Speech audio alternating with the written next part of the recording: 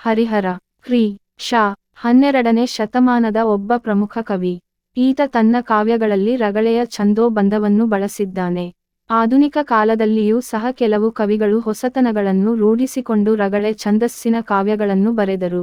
ಹರಿಹರನಿಗೆ ರಗಳೆ ಒಂದು ಮುಖ್ಯ ಅಭಿವ್ಯಕ್ತಿ ಮಾಧ್ಯಮವಾಯಿತು. ಇವನನ್ನು ರಗಳೆ ಕವಿ, ಕ್ರಾಂತಿ ಕವಿ ಎಂದು ಕರೆಯುವುದುಂಟು. ಆವೇಶಭರಿತವಾದ ಭಕ್ತಿಯ ಅಭಿವ್ಯಕ್ತಿಗೆ ಹರಿಹರನಿಗೆ ಯಾವುದೇ ನಿರ್ಬಂಧವಿರುವ ಕಾವ್ಯಪ್ರಕಾರ ಬೇಕಾಗಲಿಲ್ಲ. ರಗಳೆ ಒಂದು ನಿರಂತರವಾಗಿ ಸಾಗುವ ಪ್ರಕಾರವಾದ್ದರಿಂದ ಕವಿ ಇದನ್ನೇ ಬಳಸಿದ.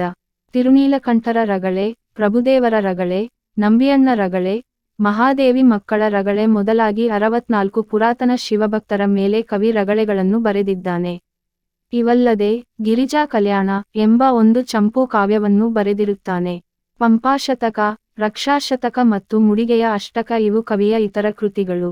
ಗಿರಿಜಾ ಕಲ್ಯಾಣದಲ್ಲಿ ಬರುವ ಪುಸಿದಿಟಕ್ಕೆ ನಿಲ್ಲುವುದೇ ಜಗದೊಳ್ ಎಂಬ ಮಾತು ಕವಿಯನ್ನು ಅಮರನನ್ನಾಗಿಸಿದೆ. ಹರಿಹರನು ಬರೆದಿರುವ ರಗಳೆಗಳಲ್ಲಿ ಶಿವಭಕ್ತಿ ಪಾರಮ್ಯವನ್ನು ಕಾಣುತ್ತೇವೆ.